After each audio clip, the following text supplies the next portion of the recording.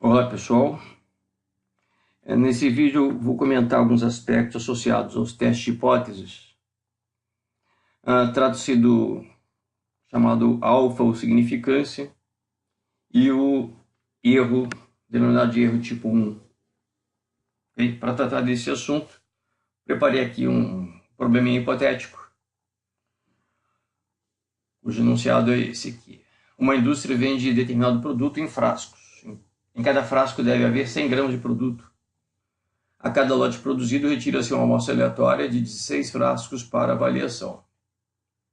Caso o peso médio de produto por frasco fique abaixo de 100 gramas, o lote é reprovado e não é enviado para comercialização. Sabe-se que esse parâmetro tem comportamento que se aproxima da distribuição normal, com desvio padrão igual a 5 gramas. Ao avaliarmos o lote com 95% de confiança, qual o risco de rejeitarmos um lote cuja quantidade média de produto por frasco esteja em 100 gramas? Se considerarmos este risco elevado, o que deve ser feito?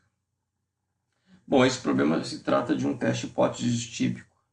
A cada lote avaliado mediante a análise de uma amostra, temos um teste de hipótese, onde as duas hipóteses possíveis são essas aqui. Hipótese nula, μ é igual a 100 gramas. O teor médio, a quantidade média, é 100 gramas por frasco.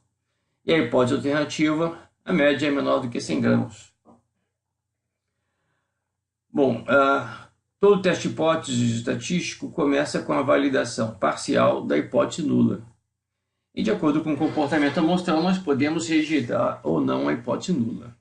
Ok? Bom, os resultados possíveis são 4. Desses 4 resultados, 2 são acertos e 2 são erros. Os acertos são rejeitarmos um lote cujo peso médio esteja abaixo de 100 gramas. Ok? Então, que acerto seria esse? Rejeitar a hipótese nula, quando a hipótese nula deveria ser rejeitada. O segundo acerto, aprovar um lote cujo peso médio esteja em 100 gramas. Então, esse acerto seria não rejeitar a hipótese nula numa situação em que ela não deveria ser rejeitada. Os dois erros. Aprovar um lote cujo peso médio esteja abaixo de 100 gramas. Que erro é esse? É não rejeitar a hipótese nula quando ela deveria ser rejeitada. E, finalmente, o erro que está me interessando nessa questão, nesse vídeo, é rejeitar um lote cujo peso médio esteja em 100 gramas. Então, seria o erro associado a rejeitarmos a hipótese nula quando ela não deveria ser rejeitada. Esse é o erro tipo 1. Esses erros aqui, esses dois erros, eles podem ocorrer mesmo que estejamos trabalhando cientificamente de forma correta, com todos os rigores estatísticos, retirando uma amostra realmente aleatória, uma amostra não tendenciosa. Mas se trabalharmos de forma correta, por que corremos o risco de cometer algum desses dois erros? Por que corremos o risco de cometer o erro tipo 1? Porque mesmo trabalhando corretamente, corremos o risco de rejeitar um lote que estaria ok. Isso se dá porque nós avaliamos o valor médio do parâmetro a partir do julgamento com base no comportamento de uma amostra, ou seja, dos valores das 100 pesagens dessa amostra de tamanho 16. E o comportamento da média amostral, que vai ser confrontada com 100 gramas, o comportamento da média amostral é um comportamento aleatório. Nós podemos acidentalmente retirar amostras cuja média amostral nos dê valores significativamente diferentes em gramas, ou para mais ou para menos. O problema aqui seria nós rejeitarmos um lote que supostamente estaria ok, em função de acidentalmente selecionarmos uma amostra, 16 pesagens, que dê uma média amostral significativamente abaixo de 100 gramas. Okay? Então, esse comportamento aleatório da média é inevitável no processo de inferência estatística. Mas nós podemos prever, por exemplo, qual seria o nosso risco dessa ocorrência, de rejeitarmos um lote que estaria ok com relação à quantidade de produto. Isso nós fazemos ao definirmos previamente com que grau de confiança desejamos trabalhar. Ok? Então, vamos supor que desejamos trabalhar com o grau de confiança, ou nível de confiança de 95%. Isso pode ser dito também de uma outra forma, é trabalhar com o alfa de 5%, ou alfa de 0,05. Então, 95% de confiança significa ou traduz-se em um alfa de 5%. O alfa e o nível de confiança somados dão 100%. Vamos aqui numa outra planilha, onde eu repito os registros, o valor associado à hipótese nula, de acordo com a hipótese nula, o MI é de 100 gramas, o desvio padrão populacional, de acordo com o enunciado, o desvio padrão populacional é conhecido, é de 5 gramas, e o tamanho amostral desejado, amostra de tamanho 16. Bom, se o parâmetro populacional se comporta aproximadamente conforme a distribuição normal, o que eu tenho que antever é qual seria o comportamento das médias amostrais se retirasse infinitas amostras de tamanho 16, mesmo que eu vá avaliar cada lote tirando apenas uma amostra de tamanho 16. Ok? Mas eu tenho que antever o que eu devo esperar das médias amostrais. O que sabemos da estatística é que as médias amostrais se comportariam também conforme a distribuição normal, ou seja, se comportando conforme um sino, sendo que esse sino, essa distribuição normal, teria um desvio padrão, denominado de erro padrão, um desvio padrão correspondendo ao desvio padrão populacional dividido pela raiz quadrada do tamanho amostral. Ou seja, para amostras de tamanho 16, se nós retirássemos supostamente inúmeras amostras de tamanho 16, as médias amostrais respectivas se comportariam conforme uma curva de distribuição normal, com o desvio padrão igual a 1,25.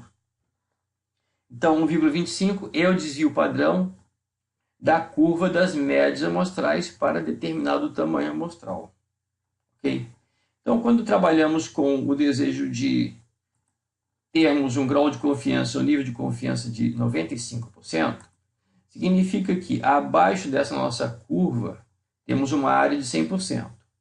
E significa que rejeitaremos o lote, rejeitaremos a hipótese nula se retirarmos uma amostra cuja média amostral fique nessa região. Ou seja, estamos aceitando correr o risco de 5% de rejeitarmos a hipótese nula, mesmo que ela seja verdadeira. Estamos considerando dessa forma que, dada a hipótese nula, seria pouco provável encontrarmos uma amostra que nos dê uma média amostral com um valor tão baixo quanto localizado nessa região. Então, nós vamos dividir essa nossa área abaixo da curva em duas áreas, 95%, o nível de confiança, essa área vai ser associada à hipótese nula, e alfa de 5%, 0,05, essa vai ser a área aqui à esquerda, e vai ser a área associada à hipótese alternativa. Então, nosso teste de hipóteses, como ele tem uma hipótese alternativa apontando μ menor do que 100, esse sinal negativo da hipótese alternativa é que define que a nossa região de rejeição da hipótese nula é uma região à extrema esquerda. Se a nossa hipótese alternativa tivesse o sinal de maior do que 100, essa região de rejeição estaria aqui na extrema direita. Ok? Então, o nosso teste de hipóteses é classificado como teste de hipóteses unicaudal à esquerda. Toda região de rejeição está à esquerda da curva de distribuição normal padronizada. Ok? Então, daqui para frente, vamos considerar que essa curva seja a curva de distribuição normal padronizada.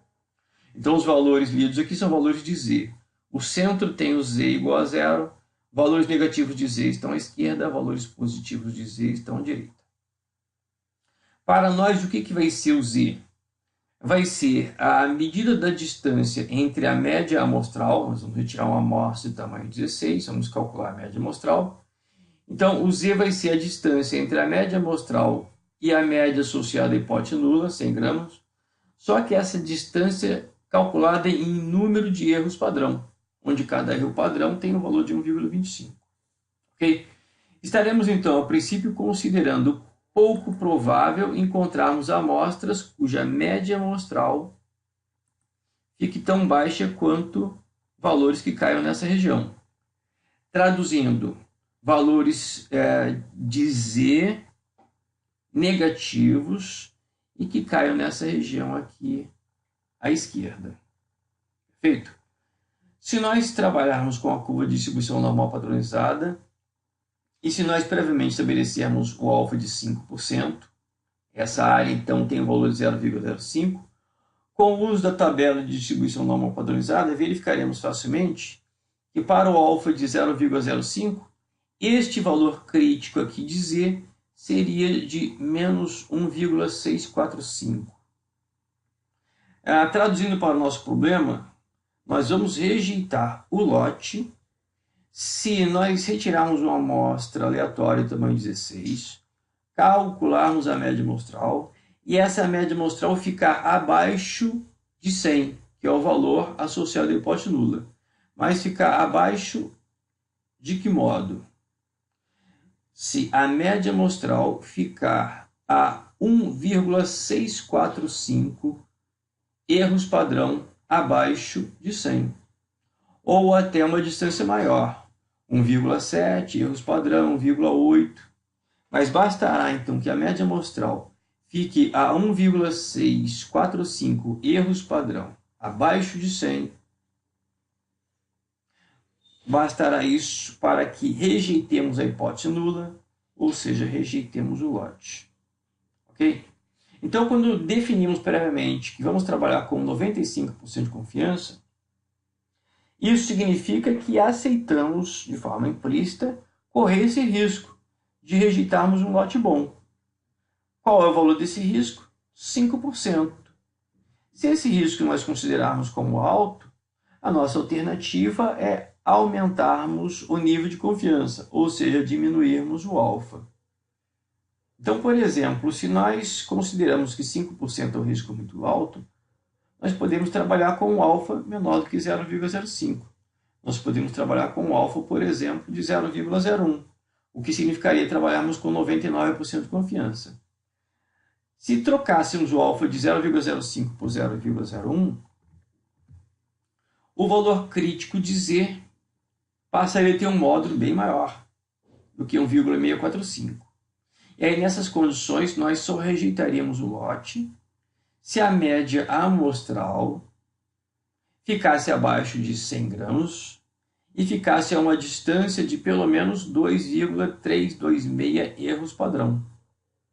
Então, com o alfa de 0,01, o nosso risco de rejeitar um lote bom diminui para 1%.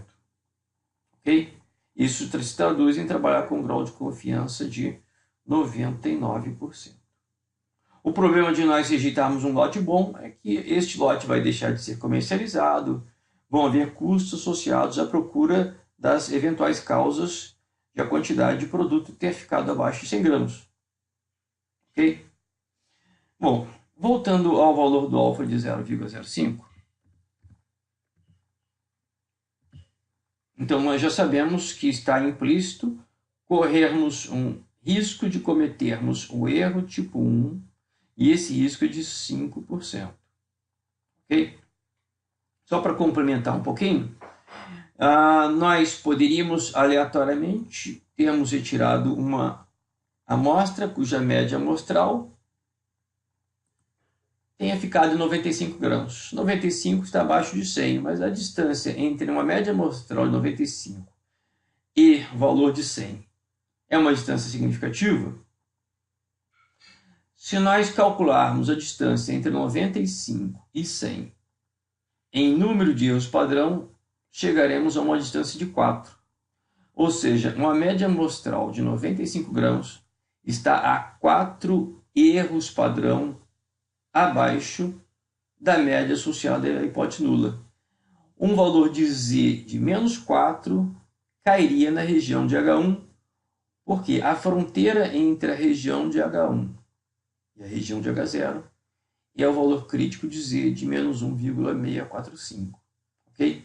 Então, a partir de uma amostra com a média amostral de 95 gramas, nós estaríamos em condições de rejeitar a hipótese nula com 95% de confiança. Rejeitaríamos o lote. Ok? Se nós tivéssemos retirado uma amostra cuja média amostral tivesse ficado em 98, neste caso, então, a distância entre a média amostral e o valor da hipótese nula seria de apenas 1,6 erros padrão. Então, a distância de 1,6 erros padrão, valor abaixo da média, é considerado um valor não significativo a partir do momento em que estabelecemos a fronteira como sendo menos 1,645. Okay? Nesse meu desenho, eu passo a ter aqui esse tracejado em vermelho correspondendo à área à esquerda da estatística Z. Então, por exemplo, vou colocar aqui um terceiro e último valor. Se a média amostral tivesse ficado em 97, a distância entre a média amostral e o valor associado à hipótese nula já estaria em 2,40 erros padrão, um z-stat negativo em 2,40. Então, observem que nesse meu desenho, eu tenho toda essa região de H1 aqui, a fronteira é o z crítico, menos 1,645, e eu tenho agora essa região aqui, à esquerda, bem na extrema esquerda, uma região avermelhada. Essa região avermelhada é a área à esquerda da estatística Z, menos 2,40. Ok?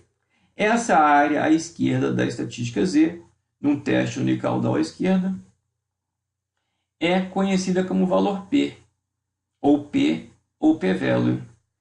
Essa área, valor P, quando ela é menor do que o valor do alfa, é porque a estatística Z está na região de H1.